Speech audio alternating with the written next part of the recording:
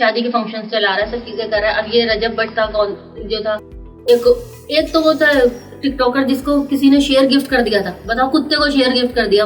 एक हद होती है यार कि आप इस तरह की चीजें करें।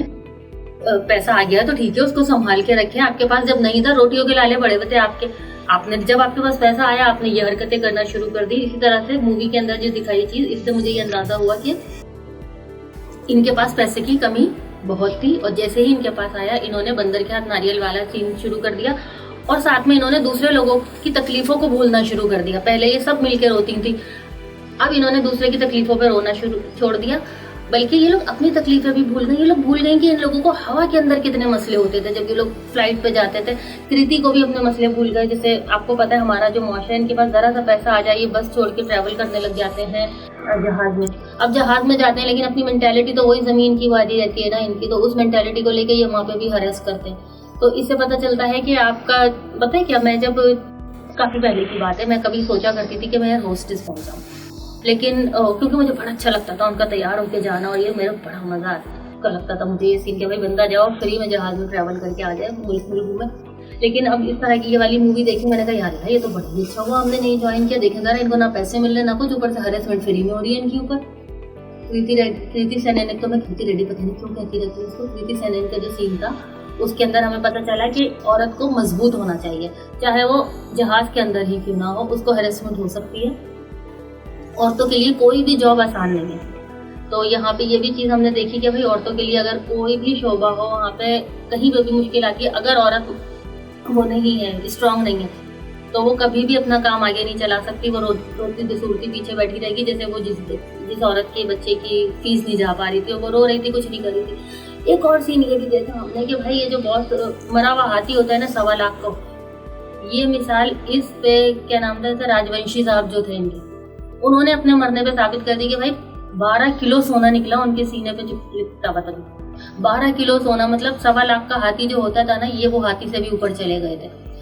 और जब करप्शन होती है ना, इसको देख के ये नहीं पता चला, ऊपर से नीचे तक सब मिले हुए हैं, इवन मालिक को सब पता होता है। इस मूवी को देख के हमें पता चला कि अगर कहीं से कोई करप्शन पकड़ी जाती है और कोई कहता है जी हमारा इसमें हाथ नहीं था, हमें नहीं पता था, ये जिम्मेदार है, इनको निकाल देते हैं, नहीं, ऐसा हो ही नहीं सकता कि आपकी छत के नीचे आपको पता ना हो ये करप्शन हो जाए। आप यकीनन उसमें मिले होते, आप अपनी ब्लैक मनी को वाइट करने के चक्कर में ये कर रहे थे। और ये बहुत जगह हमारे यहाँ भी होता है, इंडिया में भी बहुत होता है, इंडिया में तो ज़्यादा होता है, और ये इन्होंने खुल के दिखा दिया।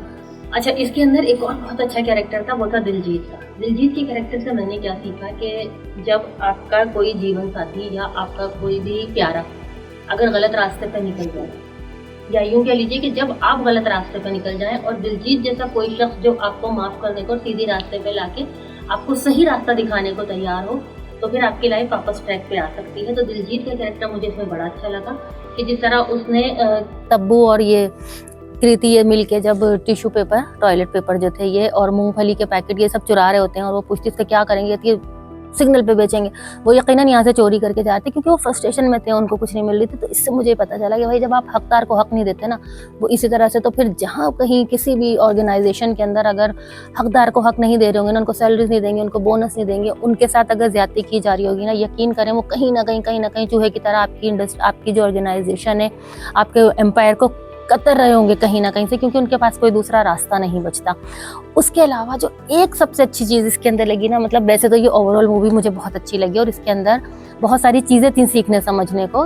लाइट मूड में होते हुए भी ये एक सीरियस टॉपिक था, मुझे अच्छा लगा। लेकिन इसमें जो चीज़ ज़्यादा मज़ेदार थी ना, और वो सीखने के लिए भी बड़ी अच्छी थी, जिससे एक सीख मिलती है कि आप कितने भी गलत रास्ते पर चले जाएँ, कितने भी, एक जो कैरेक्टर था ना दिलजीत का, वो बड़ा अच्छा लगा मुझे कि उसने हमें बताया कि आप कितने भी गलत रास्ते पे चले जाएं, लेकिन अगर कोई दिलजीत के जैसा कोई किरदार है जो आपको आपके गलत रास्ते से, आपको गलती का एहसास दिलाए और आपको हाथ पकड़ के उस गलत रास्ते से वापस लाना चाहे, और आपको एहसास दिलाए कि आपकी ट्रू सेल्फ से आपको मिलवाए कि आप पहले क्या थी और आप क्या बन गई हैं।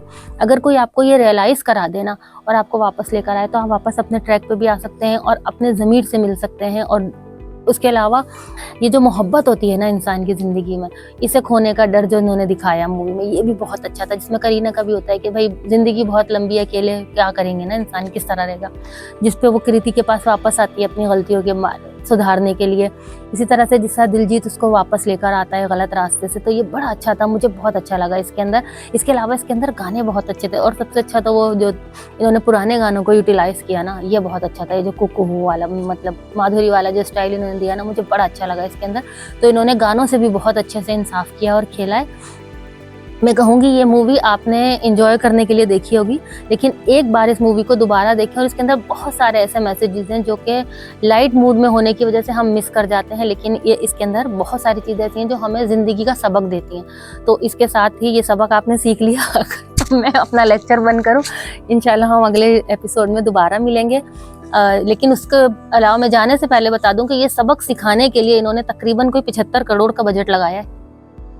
ये जिसका कोर्स था ना 75 करोड़ में बना था और बॉक्स ऑफिस ने 157 मतलब काफ़ी अच्छा तरीके से इन्होंने कमा लिया। तो 157.8 इन्होंने बॉक्स ऑफिस पे अगर कमाया है तो ठीक है, 75 करोड़ लगा के, तो इसका मतलब है कि इनका स्कूल अच्छा चला, फीस टाइम पे आई और सारी टीचर्स को बोनस और सब कुछ मिल गया होगा जिसने इसमें काम किया। राइटर, डायरेक्टर, प्रोड्यूसर, इन सब ने बहुत मेहनत की और बहुत अच्छा इन्होंने निकाल के दिया। तो उसके साथ ही मुझे दें इजाज़त, हम इंशाल्लाह एक नई और अच्छी एपिसोड के साथ दोबारा आपसे मिलेंगे। दुआओं में याद रखिएगा और कमेंट करना और हमें सही गलत और हमें एनहेंस करने के लिए कोई भी मशवरा वो देना मत भूलिएगा, क्योंकि हम उस पर अमल करते हैं। बहुत शुक्रिया। अल्लाह हाफिज़।